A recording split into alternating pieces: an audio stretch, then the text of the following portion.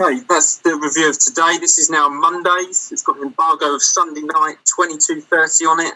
If you would like a question, please raise your hand. This is a Mondays. Daniel Matthews. Hi, Frank. Can you hear me? Hi, got it. Heading into the Champions League, last season in some of the big games, you talked about the lessons your young team would learn. So kind of heading into a second Champions League campaign, how much do you feel your team has learned and how much better stock do you heading into this season's competition? Well, we'll see. The players that were here last year, and I was talking about that with the young players, particularly the Bayern Munich game, because it was such a high-level opposition, it would have been a learning curve for them, and that's the Champions League. It's the top club competition in world football, as far as I'm concerned. So they'll be better for it, and then they'll want to improve this year in that. The players that were brought in, some have more Champions League experience than others.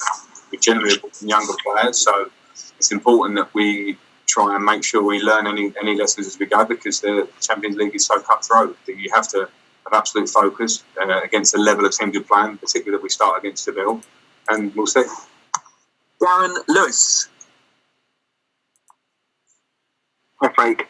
I don't know whether it's whether it's instinctive or whether it's deliberate, but you've worked really hard to protect Kepa when you've done interviews, even when you've recognised that there are issues to address. You've worked really hard to protect the person, the player. And I just wondered if you could talk about why you felt that's so important. And I don't know whether it's because you've worked under managers who were good man managers, but you see it just seems to be something that you're very keen to do. Yeah, I mean, it's my job to do, Darren. And, it's Kepa's the goalkeeper at this club. We know he came in here, which is a big transfer, and there's no hiding from that. It certainly draws people's eyes, and the attention goes on Kepa as it is. He's been Spain's number one, and the minute he's Spain's number one, stroke number two.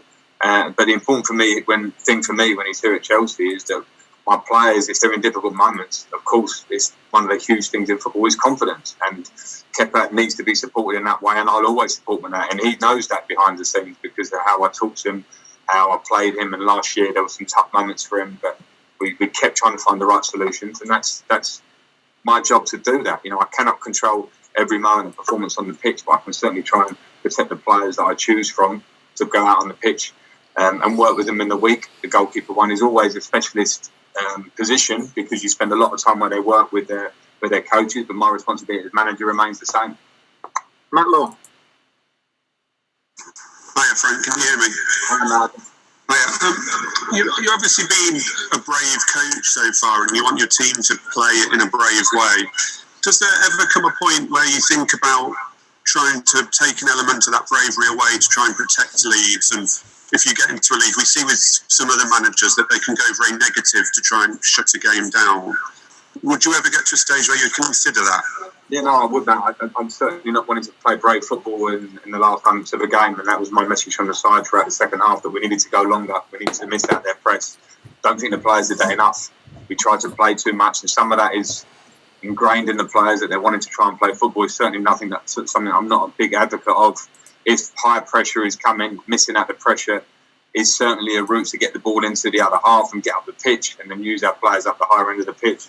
That was probably my biggest disappointment of the second half, that the players didn't put into action that message. Okay, last question in the Mondays. Paul Ryan. Yeah, hi Frank. Just picking up on that point. Hakim Ziyech gave the ball away right in front of the technical area, like shortly before the third goal for Southampton. And you mentioned trying to beat the press there. Are you a bit concerned that your message is not getting across to the players? You say you want them to go along, and it wasn't really happening. Does that give you a concern about the communication, or is it just they're very strong-minded, or what? No, I don't know. I think you got me wrong there. I'm not concerned about the communication. We work very hard through the week to have that. What I'm talking about is game management. When games turn on you in the game, sometimes you have the players obviously have to gauge that on the pitch. That's part of being a top player, and Chelsea are where we want to go. So it's absolutely the player's choice. And if there's moments where we have to see out a game, then the players have to do that on pitch. There's no miscommunication from that point at all. Okay, that's it. Thank you, everybody.